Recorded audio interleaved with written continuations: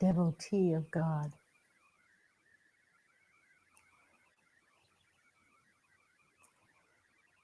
devotee of all divine beings.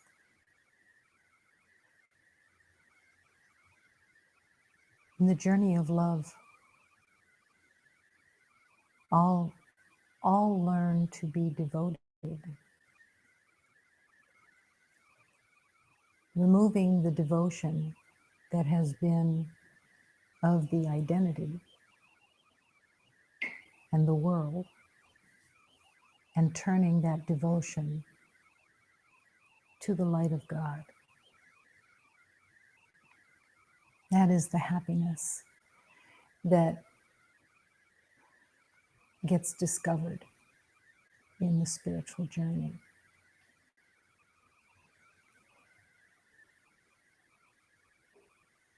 The devotion that beloveds turn to of the body or of the identity is always very precarious, because the body and the identity are temporary. And even though there is not a direct awareness of that, there is a deep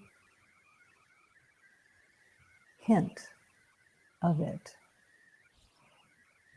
As you watch the body age, as you watch the body deteriorate, and as your identity changes from experience to experience, there is a slight awareness that this is temporary. And in that devotion to the temporary, there is always some confusion.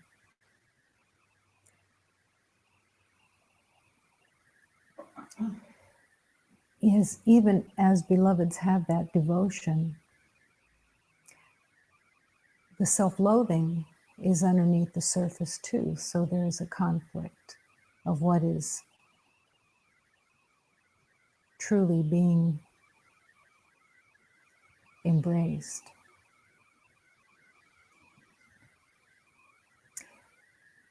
And yet, in the spiritual journey, to discover your devotion is as powerful as discovering that you are love.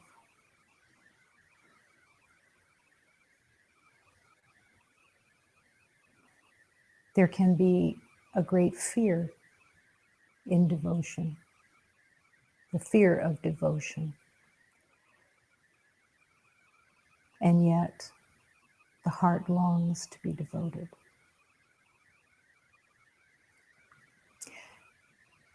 The discovery in healing is that devotion is a gift to the heart. And that devotion is a sweet, settled place that finally finds its home and its connection to God.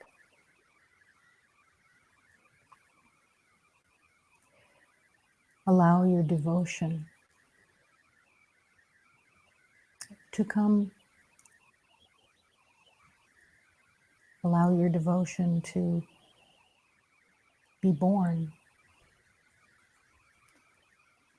and to be nurtured in your yes. As your devotion grows, as you trust more and more, the easier it becomes to take spiritual truths and to be devoted to those also. Not in the same way as being devoted to God, but realizing that all sacred teachings are the Word of God that have been a gift. And they become embraced in the same way. Grateful. Grateful to have the opportunity of devotion.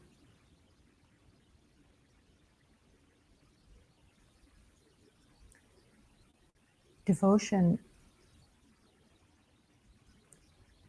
is the realization that you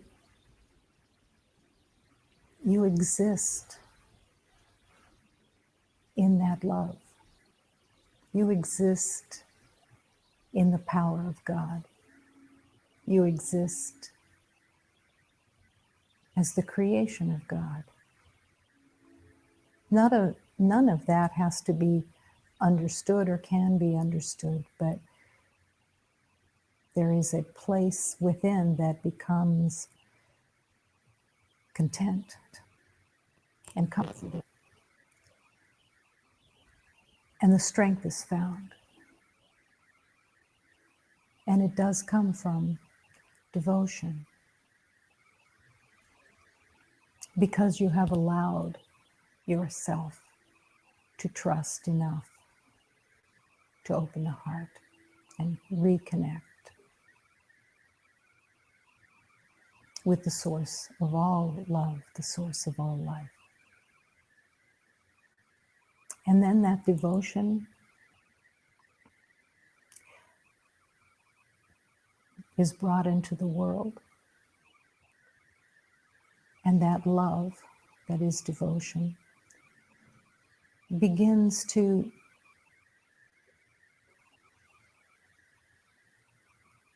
leak into the everyday life and begins to touch all others in a quiet way.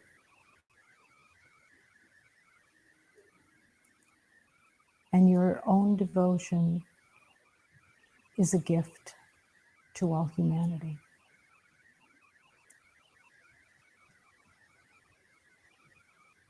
Allow the devotion.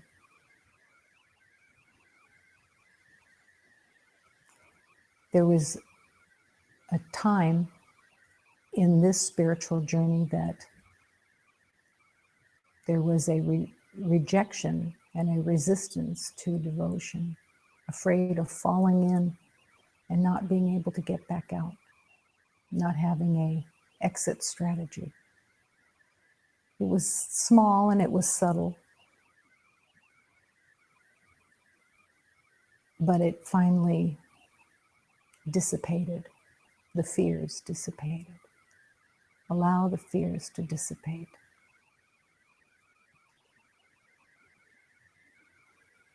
This is the same place that realizes that the authority of love is who provides all healing, love, and peace and harmony.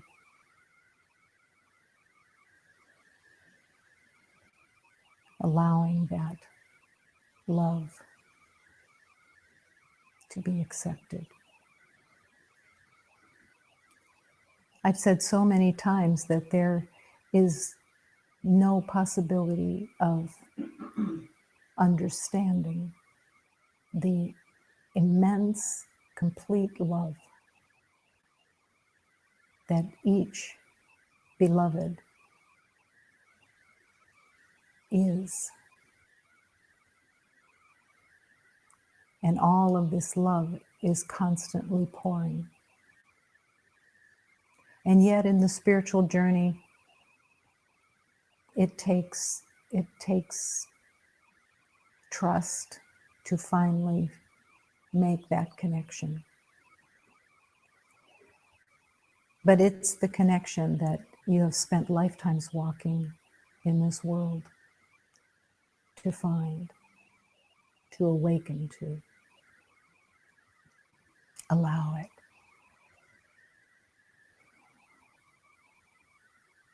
Invite it.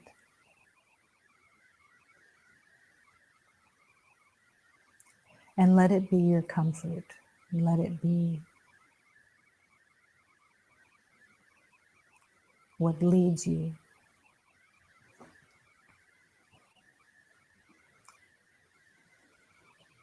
And to accept your own devotion is to accept that the divine is completely devoted to humanity, to all living life.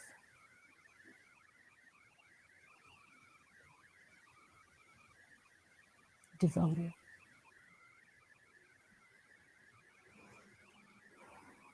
The way of love is always to go as deeply and as fully as possible, moment to moment. Many times I would hear in my hesitation, in my reserve, I would hear deeper still. Allow. Go deeper. And the voice that I heard was the gentleness of love. No pressure, just an invitation. So in this moment,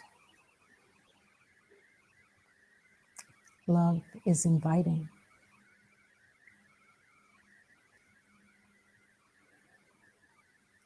Love is inviting every beloved to recognize that this universe is all love, that this sanctuary is filled with love, and that the life force of God is within you and within each beloved, uniting all creation into the oneness of love itself. One heart, one breath that opens to love and accepts that only love is real.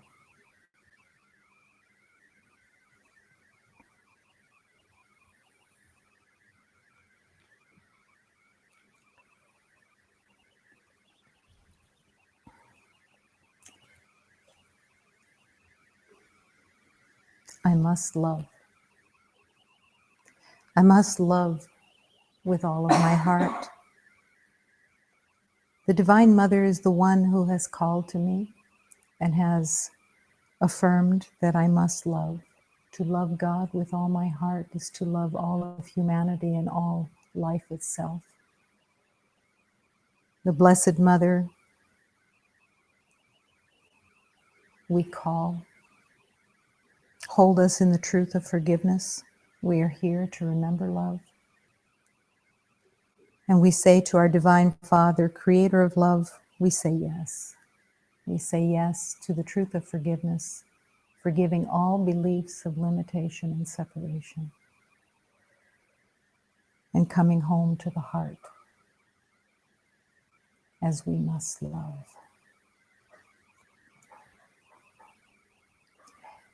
Eu devo amar no coração. A Virgem Mãe foi que me deu para eu amar ao Senhor Deus.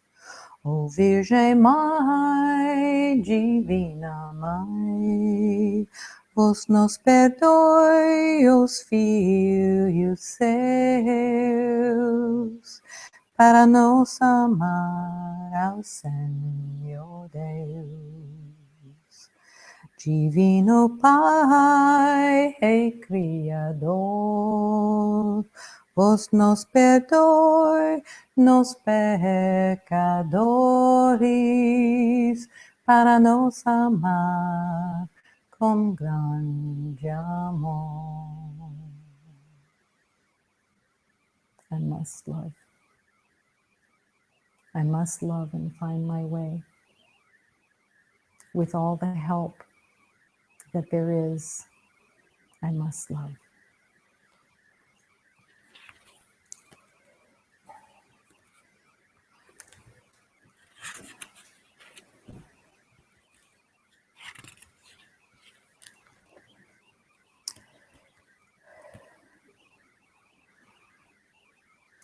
Oh, my Father, give me strength Give me courage on this road to be a child of yours on earth and tread the path the Master's shown. Oh, my mother, help me, love. Give me comfort to be aware, to obey these sacred teachings. It was your Son who showed the way. Oh, my Master, your compassion can see through this pain, for it was you who came to earth to release us from these chains. Oh, my Father, I am yours. Give me comfort to be aware. Send your angels here to guide me on this sacred path of the sun.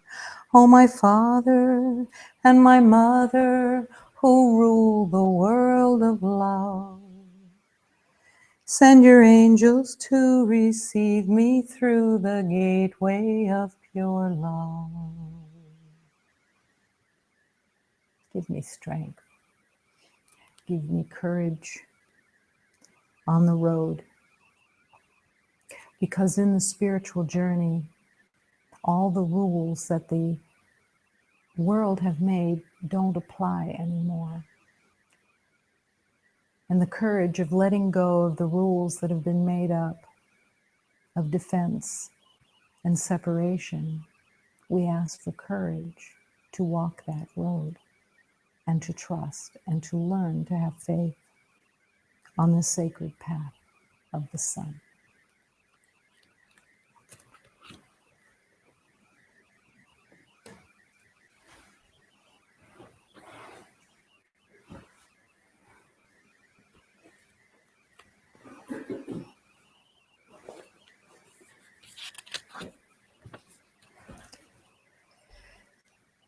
A hard decree.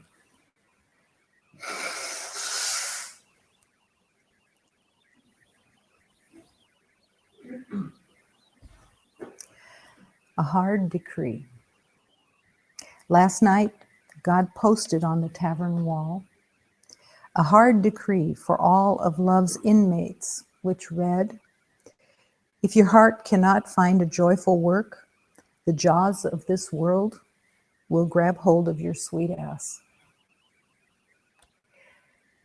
Joyful work.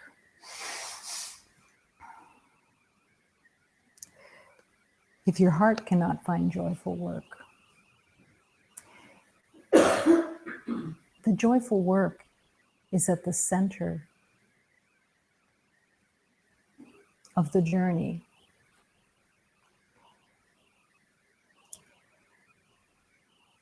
And in that journey, the joyful work will be found, because the place where it develops is in the heart. It's seeing through the lens of love. It's seeing through the gifts, the grace, and the willingness to accept that in each situation, love is the answer. Doesn't matter what the situation is, love is always the answer. It came to me today that, and I've said this many times, I discovered in sleep, in being not awake, in the naiveness of entering a spiritual journey, being called, feeling the deep calling, and yet being completely ignorant of connection, completely. I had a connection when I was 5 years old that I still remembered. But when I entered the spiritual journey, I had spent most of the time rejecting anything that looked traditional, or was traditional, or had an inkling of the traditional. But I was still drawn. And in the journey of love, in that journey, that spiritual journey, and in the ignorance, I discovered that I was more happy to realize how mistaken I was in the past than anything else. To have the possibility of being free, to have the possibility that joy and happiness was natural, brought happiness to my heart, even in the possibility. And it's very essential or important in the honesty to recognize that honestly, I was miserable in the world. I fought it every day. I fought with the misery every day of seeing everything through misery. I wasn't that conscious of it because it was so normal. It was what I knew was misery. And so to latch on to, I was happy that I was mistaken, was a tremendous gift. For some reason, I was able to embrace that. It didn't have anything with it. It didn't have any knowledge with it. It didn't have any understanding with it. It didn't have any clear awareness of where it would take me. I didn't have any sense of knowing the sacred truths more deeply. But what it did, it probably did much more than what I even knew. But it began opening the heart. And even more important, it became faith. It became trust in the promises. Because looking back at the past was a condemnation. To look at the past was to see a belief of being condemned, of being without any possibility of escape. So the happiness of being mistaken, because I would have to be mistaken in order to heal. I would have to own that I was mistaken. I would have to be happy I was mistaken, and I was. It grew. The happiness grew. It probably coincided with the growth in faith.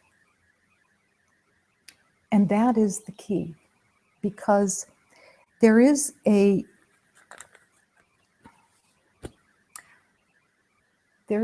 somewhat of a misunderstanding in the spiritual journey that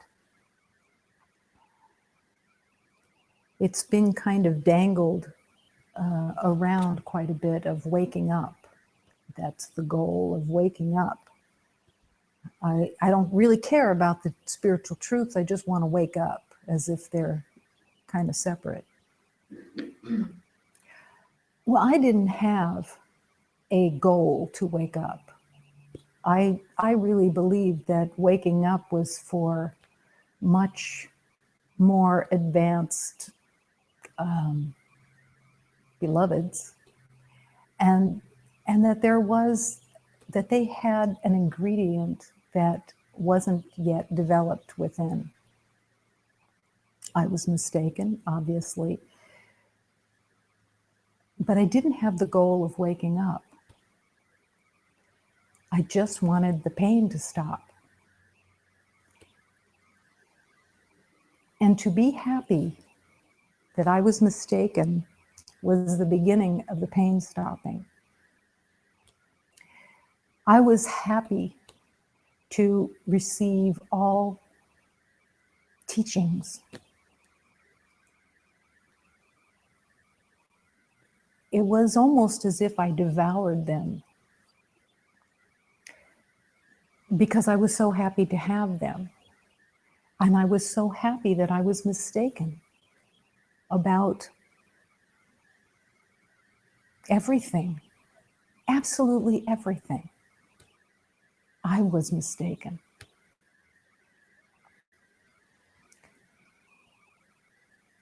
I would have gladly been the poster child of mistake. I would have gladly said, number one, mistaken. Because the mistakes were horrendous.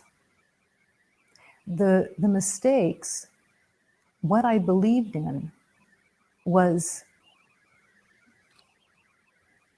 a world of pain and suffering and defenses that everyone had to be suspicious of everyone. Did I still carry that? Yes, I did. But I was still happy that I was mistaken. And when the past, the identity was so vicious and so fearful, that was when I was the most happy to be mistaken. Because even as the fear was running, I had this faith. And it wasn't very developed, but it was a faith that what I had known could not be the truth. That it made absolutely no sense, it had absolutely no purpose. Why would there be a world, the only world that we were aware of, that was so filled with misery and so filled with pain and disease and suffering that it was expected? I was happy to be mistaken. And all it took was faith, trust. Did I have it at first? No. But a little sliver opened, and I had enough trust for a little sliver. And I looked around me, and I looked at spiritual teachers that would show up, and even the ones that were still in their identity of separation. I could feel and see their faith. And it gave me faith. But that's where the happiness came from. The happiness came from that I was mistaken. And to embrace that I was mistaken, I had to have faith that there was another way. Did I know anything about the other way? Absolutely not. Did I know the mysteries of what was going to show up and what was I going to have? Absolutely not.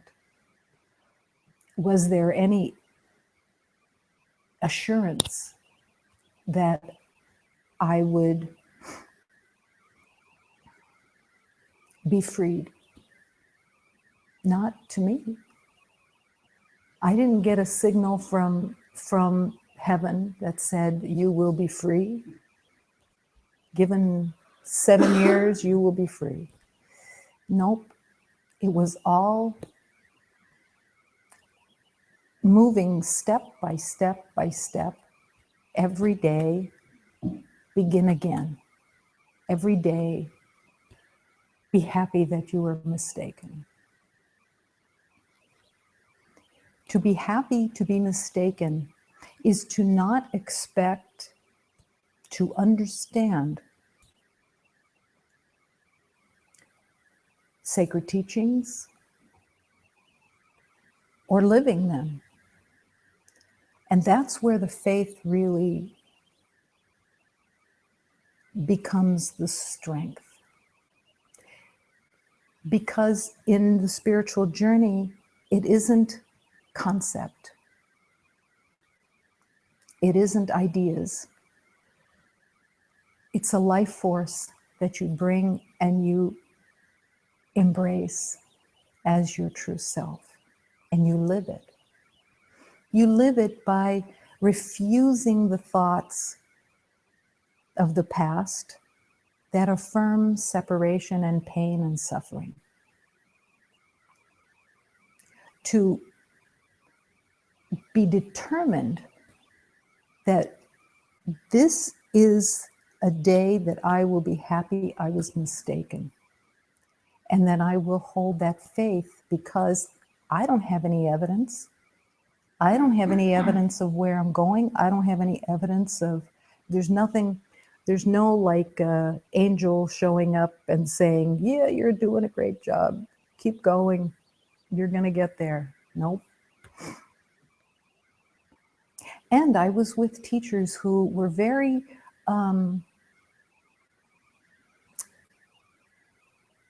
straight, and they didn't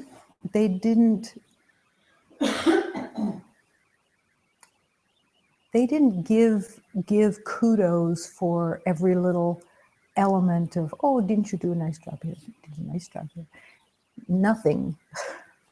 It was, come on, get on board. Was that good or bad? Nothing. It wasn't either. It was actually the breaking away of the ego identity that wanted recognition. And that's why they didn't give it. Particularly Jose. Because he could see that if he complimented, which that's what it would have been, was a compliment. You're doing a great job. I would have taken that and made it part of my identity. Ooh, the teacher said I did a good job. And it would have just actually slowed me down. Did I feel the love of my teachers? Yes. Yes. Because they saw in me the willingness to heal. And they would actually give me more and more to have faith with.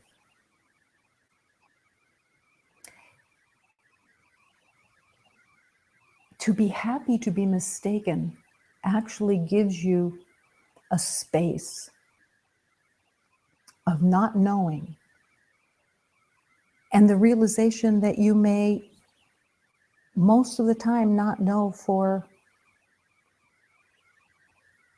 who knows how long. And that the knowledge of the universe was waiting. I wasn't looking to grab onto the knowledge of the universe. I just wanted the pain to stop. And I was happy I was mistaken. To be happy to be mistaken is to put the past in its proper place, in its place of a mistake. And through that happiness of being mistaken, I could look at the past and the beloveds who walked with me from the past and realize I didn't know them either. I didn't know who they were. I didn't know why we had walked into this world together. I didn't know anything about them, because everything that I had known, I was mistaken. And in that mistake, I could open the door to faith and to trust and accept the sacred teachings right there. Not understand them, not figure them out, not make sense of them and try to make them fit into the world that I was turning away from, but that they stood completely on their own. They had nothing to do with the world that I was letting go of. There was no correlation. There was no crossover. And I was very fortunate that in the awareness that I was happy that I was mistaken, in that realization of that mistake, I wasn't tempted to try to make them work together. I wasn't tempted really to try to keep part of the world that I had made and accept part of the teachings and make them work together. It wasn't, I was mistaken. I had been mistaken about everything. I didn't know who I was. I didn't know who anyone was. I didn't know how the world worked. I didn't know any of the ideas of aging or life itself or success or all the elements of the world that had been to me a battle. What I was promised in the spiritual journey is that the battle would be over, that there was no battle in love. And I was very happy that I was mistaken, because the battle was, I was tired from the battle of the past. So it may not be a completely spiritual teaching that would become a deep connection, but it was, for me, a deep connection. And that every beloved can be so happy that they are mistaken. Maybe I was happy to be mistaken because of how I perceived the world of pain and suffering. It may be actually a bigger leap of faith for those beloveds who have found a way to be, have found a compromised place within the world that they can live within. I didn't find that. Even though it looked like I did. I looked like a normal person in the world with normal circumstances. But that was not the truth of my heart. The truth of my heart was misery.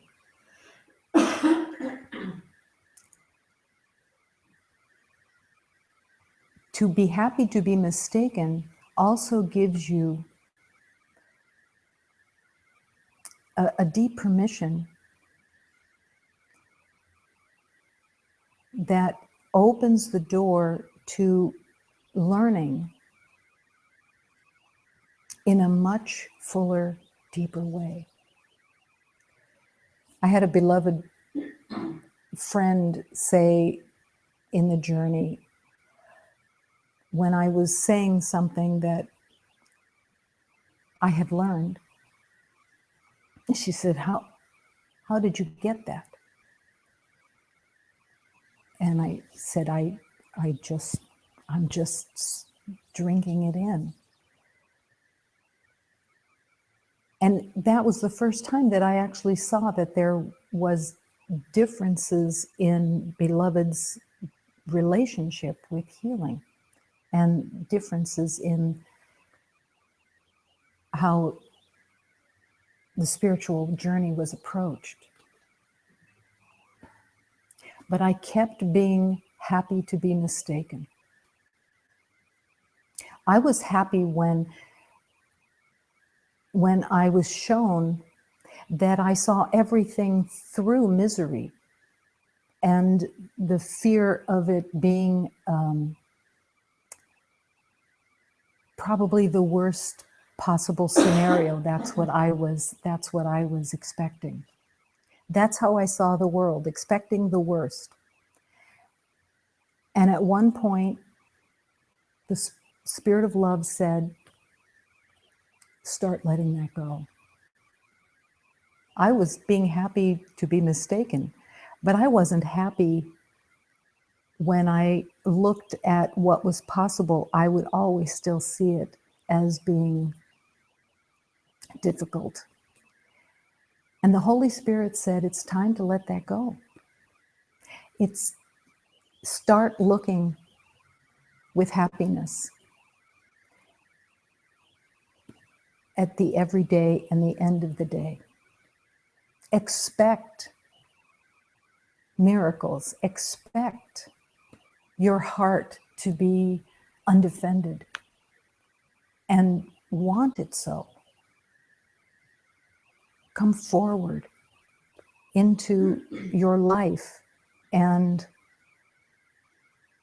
keep your heart open as best you can, and expect God's grace, because you are God's love. And again, I was happy that I had been mistaken, because I didn't know God's love. I didn't have an experience. I didn't get taken. But the faith and the trust in the teachings of love kept widening and deepening. And that faith was from the happiness of being mistaken, because it didn't come from any place else. It came from the willingness that the past was completely upside down. And that I was no longer putting my faith in the past or what I knew about the past. I was not putting my faith anymore in the relationships of the past, where I thought I knew what they meant, because I didn't. I didn't know what any of those relationships. They were all built on a house of cards. They were all built on sand. And I wanted them to be freed. I wanted to be free because I was mistaken. It gave me the trust and the faith to want to see every beloved as the light of God, and to see every situation as the possibility of grace and miracles. Did I struggle? Yeah, I did. But I always came back to being happy that I was mistaken. It also gave me not just a general overall awareness of being happy that I was mistaken, but it also gave me the courage to recognize that I was mistaken every day. That all the thoughts that came to me automatically were mistaken. That I was seeing it through the lens of the past.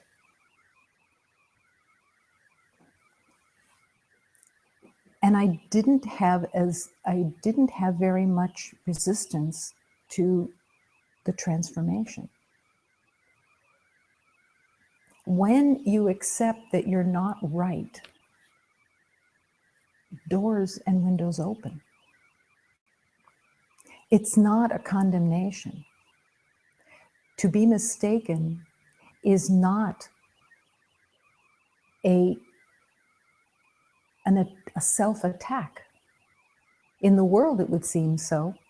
If you went around saying, I'm wrong, I'm mistaken, most of the world would say, gosh, you don't have very good self-esteem. And in actuality, there wasn't very good self-esteem because self-esteem was completely made up, and I was mistaken. I didn't know who I was. How could I? And yet, all the teachings of love kept breaking through that door that had been cracked open by being mistaken. No one came to me when I was in spiritual journey. No one came to me and said, oh, wise one, please tell us how you are faring and what you know. Not a one. And there wouldn't have been anything to say at all. But the encouragement came from the realization that I was mistaken. And faith is the center of everything in the spiritual journey. Without faith, you're always going to be afraid of letting go of what you know, because there's then an empty gap, supposedly. And there is an empty gap. At least it can feel that way, because in the spiritual journey, there is not necessarily a correlation between letting go and new discovery and the truth. There's a gap. Many times there's a gap. And that gap, actually, I have discovered, has some purpose to it. Because the gap is where the faith and the trust develop and grow. If you're in a gap and you have, at least I can speak to my gaps, when I was in a gap, it was a place of complete faith, because I had no idea what I was letting go, but there was nothing showing up. What was I expecting? Was I expecting fireworks, or maybe Publishers Clearinghouse would show up and say, you did it, you let go, now here's your reward, you get it all? No fireworks, no Publishers Clearinghouse, no acknowledgement of you doing such a great job in your spiritual journey. It wasn't there. It wasn't there because, at least to one aspect, if there would have been fireworks, if there would have been Publishers Clearinghouse showing up and saying, you just won everything, the ego would have just been happy as a clam. Happy to have the acknowledgement. But the gap was where the healing was. Always the not knowing and allowing that everything's being kind of pulled apart, and I don't see a contract for a new system. So I have to follow the teachings, because that's where my faith is. Because I watched my teachers in their faith, because I was happy I was mistaken, and I saw that they were happy that they had been mistaken, even though they didn't use those words. They gladly left the past.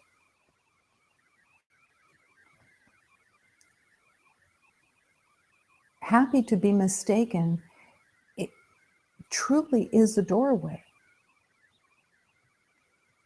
When you are pushing up against a belief that you carry, and you may not even know that you have that and that it's a belief.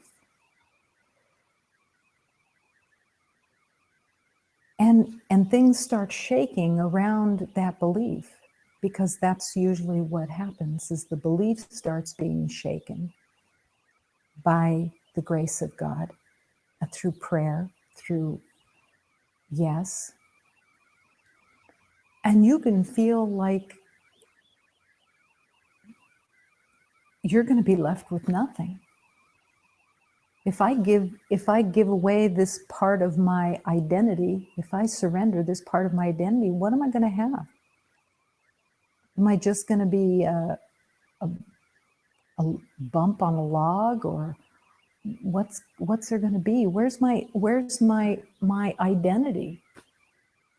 And I was trusting that I had no idea where my identity would be. I had worked really hard on this identity, and yet I was happy to be mistaken that the identity that I had made is really not what I wanted. But I wanted something, or thought I did, and even that I had to surrender. Was it dramatic to pray and say, take everything that I've made and leave only what is love, what is true? I didn't feel the drama of it, but I felt the seriousness of it, the leap of faith, because that's where I jumped. I jumped in the moment of saying, take everything.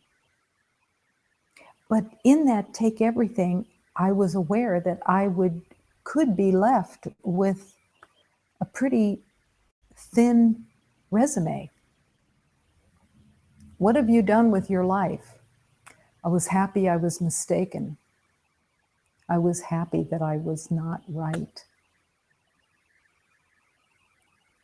And I would look at my life, because the ego would say, look at your life. Are you going to sacrifice all the hard work that you have done to survive? I guess I was. I was surrendering my survival skills. I was surrendering my defenses, all the defenses that I had made, which were everything that I knew. Every moment, and almost every beloved has some element of this. I was vigilant for the ego. I was vigilant in my everyday life to make sure that I was being treated fairly, and that I wasn't being taken advantage of. Was I paranoid? Probably. But all those defenses had to fall away. And they all were in the happy that I was mistaken. I had a beloved ask me once, who was coming for the first time to a ritual of prayer. And he asked me, are you where you want to be? And it was unequivocal, yes. He says, so what has changed in your life? And I couldn't answer. I couldn't answer because I would have to say, everything, absolutely everything has changed in my life, because I was mistaken. Not because I've reaped the benefits of holiness, but because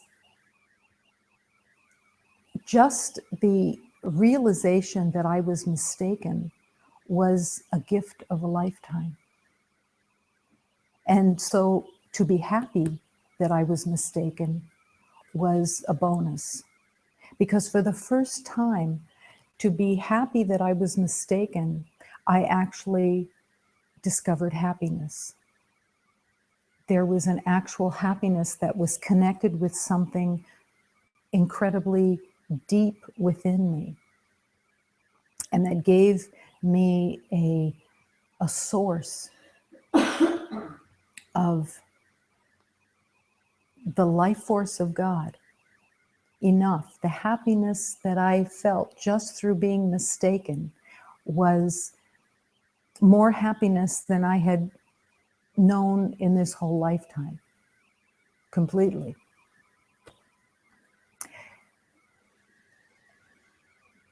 That it was connected with being mistaken didn't diminish the happiness. It gave me hope. It gave me courage. It gave me trust and faith. And that's really all that I needed. Faith is the center of everyone's spiritual journey. It doesn't matter what the path is. It doesn't matter what it looks like. Faith is, and I will say, I hated the word faith. Hated it. Absolutely hated it. Hated it because it was connected with fundamentalism. It was connected with standard religions or whatever I thought I was making up, whatever. But I kind of resisted and rejected the word faith. All I could think of was faith-based movies, faith-based, and it was all like, what am I doing? But the faith became an energetic life force that every time you read or you absorb a spiritual teaching or you want to heal, that faith is leading the way. Faith is the catalyst. It's what carries you. It's like your car. Without the car, you're not going anywhere. Without faith, you're not receiving anything. Because almost every spiritual teaching is bringing you something that is new and not of this world. And to accept that teaching and then to live it in faith against the beliefs of the world. Not that they are the problem or the enemy or anything else, but that I was no longer in an agreement with the world. I was in an agreement with the divine through my faith, through trust. I read a teaching on trust, and it came just at the perfect moment that I needed to go deeper. And I would read that every day to reaffirm how much trust and how much faith that I still wanted to embrace.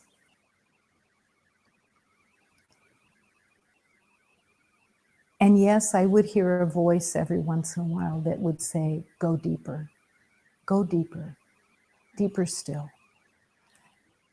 And so much of that had to do with opening the heart, because I had no clue how to open the heart. Well, we could say nice things, but I'd always said nice things. It's just that in the past, the nice things that I said were mostly to get something. They weren't really offered with love. In the spiritual journey that I was then in, trust had to be the main ingredient so that I could take in the spiritual teachings and live them. To walk in the world and have a spiritual teaching that you are called to practice is a courageous thing. It's a courageous thing because you don't know the result. If you take a teaching that says, if I am upset, it's because I see something that's not there, and you take that teaching and you think about it, that's one thing, okay, then you can repeat it. But to live it is to go against the beliefs of the world. It's not there. If I'm upset, whatever I think I'm upset about really isn't there.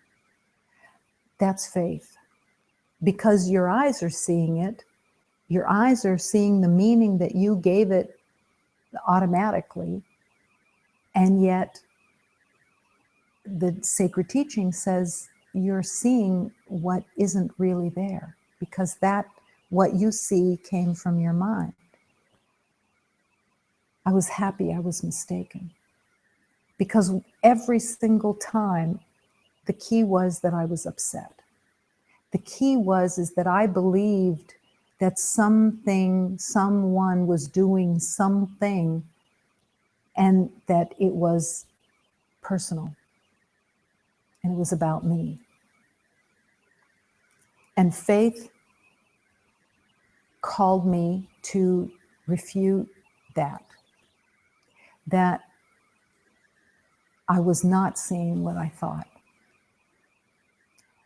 And over and over and over again, with every spiritual teaching that I would practice and bring into living, it was a leap of faith every single time. Because no one was privy to the teaching. It was in my heart. I didn't announce before I spent the day out saying, okay, today I'm not going to be, every upset that I think I see something, it's not going to be real, and I'm going to state so.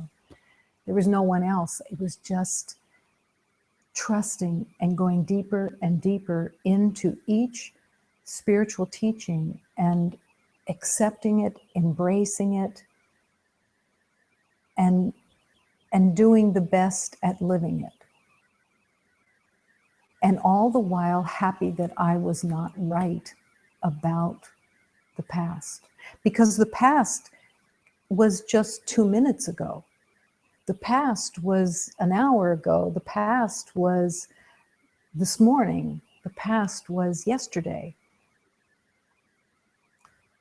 And I wasn't counting on anything that had been.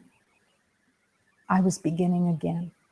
I began again every day as best I could. Did I do it perfectly? Absolutely not. Was I mistaken a lot? Yes. Did I learn from those mistakes? Yes, I did. I did because I was happy to be mistaken. Without that, I wouldn't have learned from my mistakes.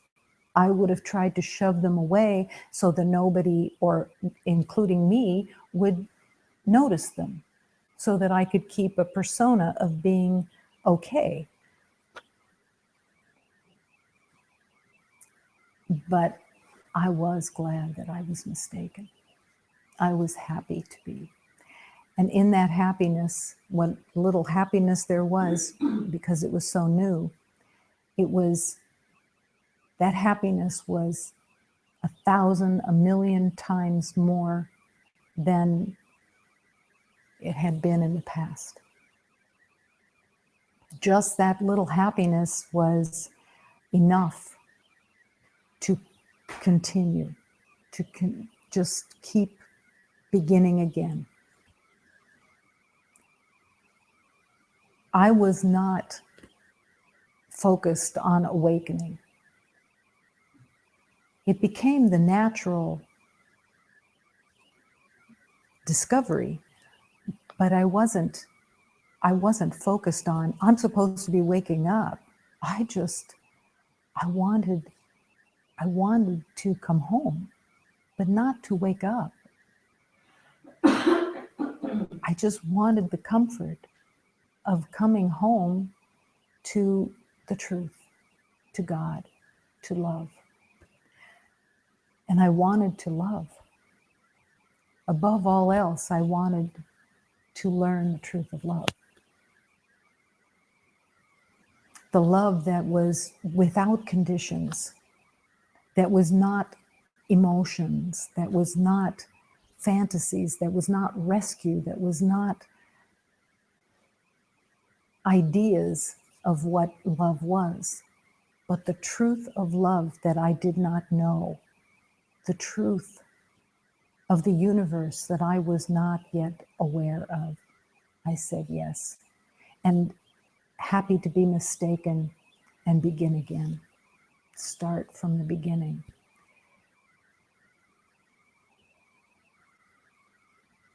When I entered the spiritual journey,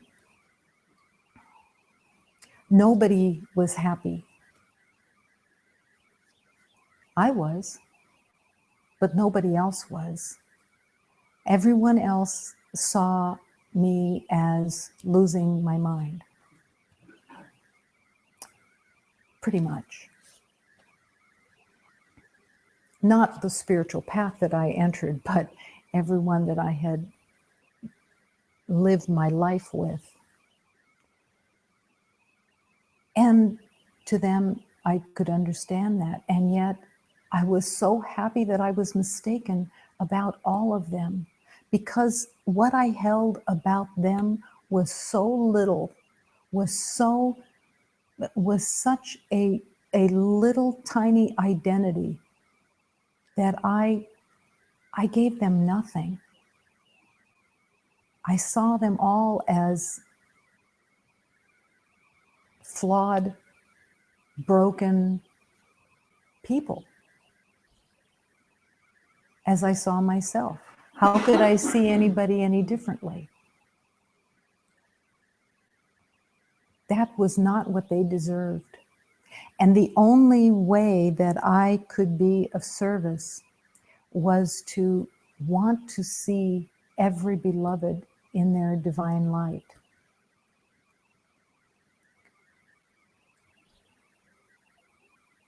That was my offering. It didn't matter that it was not asked for, and it didn't matter that it was not recognized, because of course it isn't, and it isn't supposed to be. There wasn't like any declaration. It was the use of faith and trust to serve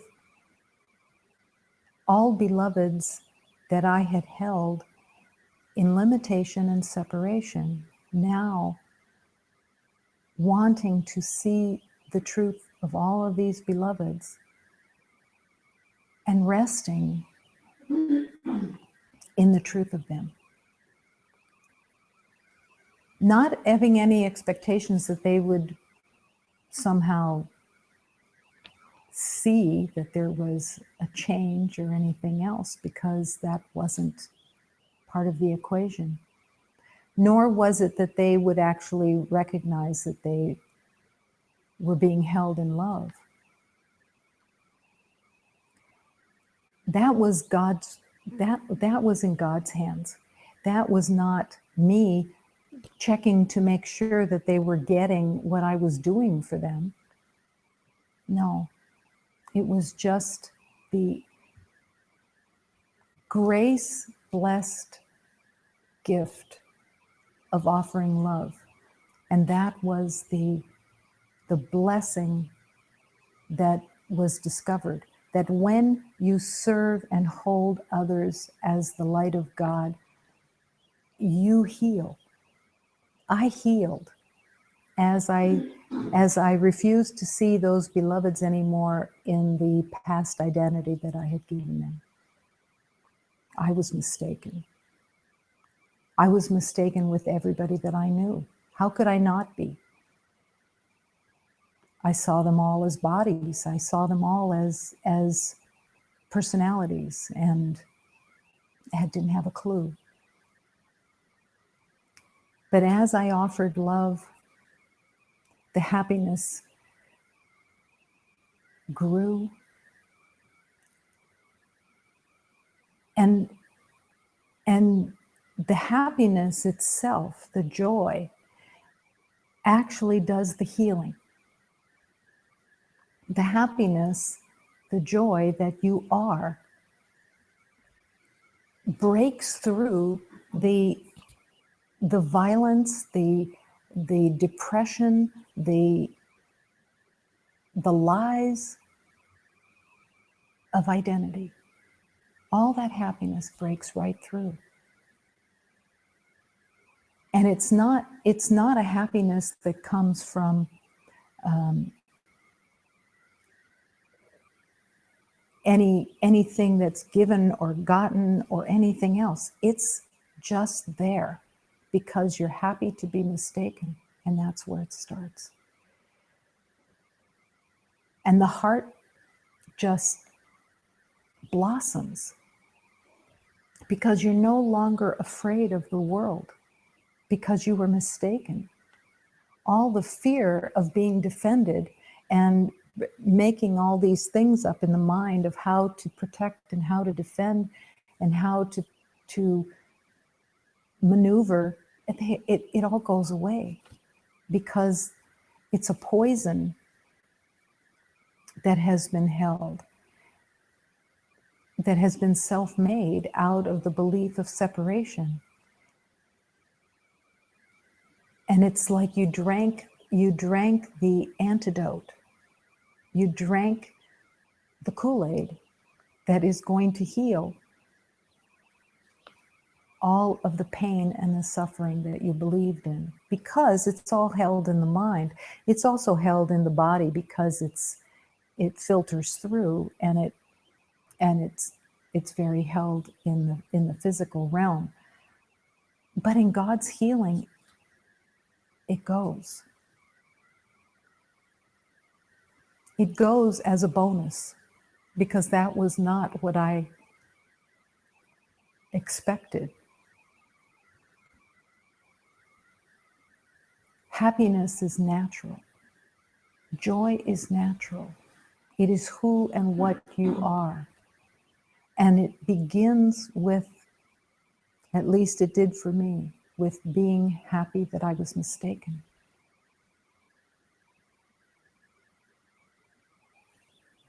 I was not happy that I had been a sinner.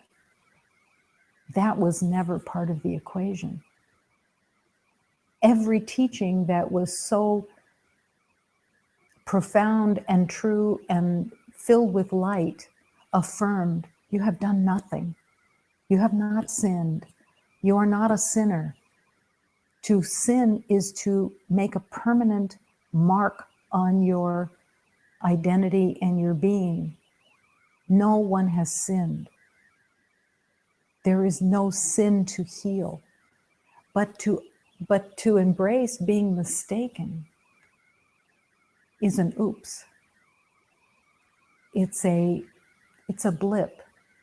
And yet that blip can hold you for lifetime after lifetime after lifetime of belief that you are separate.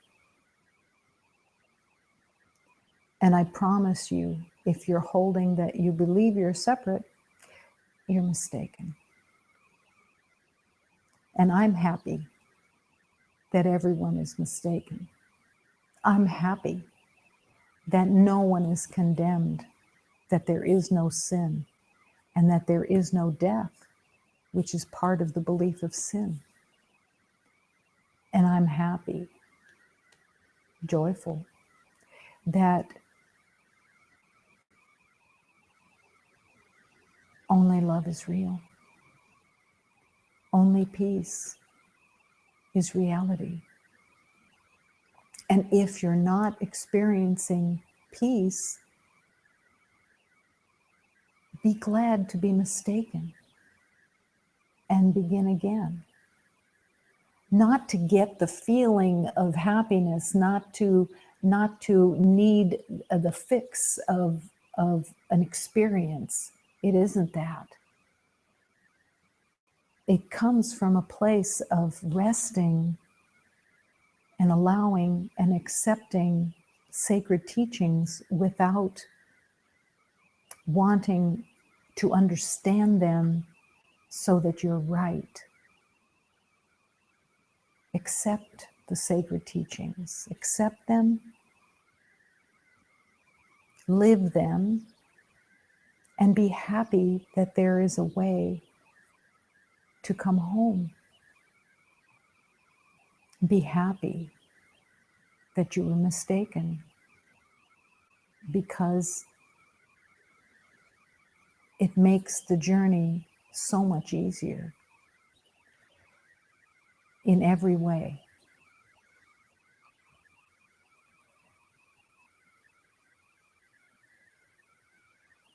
To be mistaken opens the door of humility. To be right is the arrogant, ego familiar. But to not be right, to be mistaken, opens the doors to really being able to accept the spiritual teachings without question. And not to believe that to accept spiritual teachings without question is somehow foolish. There were many beloveds that I was with that I would be shown that they were very, very intelligent, sophisticated spiritual seekers. But what I would see in that sophistication was arms crossed saying, yeah, prove it to me. And I didn't have the capacity to fold my arms and say, prove it to me. I wanted the pain to stop. And in honesty, that pain has been accepted by most as normal. And it isn't normal. It isn't God's will for anyone to suffer or to be in pain, because pain and suffering are not of God. Happiness is God's will and the truth of existence. Last night, God posted on the tavern wall a hard decree for all of love's inmates, which read, if your heart cannot find a joyful work, the jaws of this world will probably grab hold of your sweet ass. Because that's the world it is believed in. Joyful work is being happy that you were mistaken. It's a profound entry, and it heals so much. I don't know anything, and I'm happy I was mistaken. And love can then enter. I'm looking at this other poem that is sitting here. And for no reason, I started skipping like a child. And for no reason, I turned into a leaf that is carried so high I kiss the sun's mouth and dissolve. And for no reason, 1,000 birds choose my head for a conference table, start passing their cups of wine and then wild songbooks all around. And for every reason in existence, I begin to eternally laugh and love.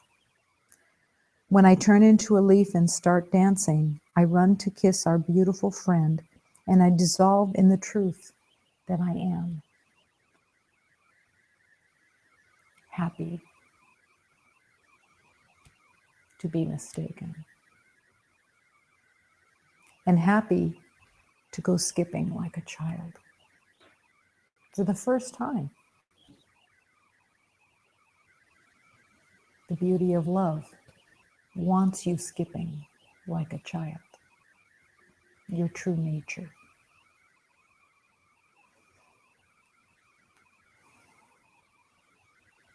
And for no reason. Only love.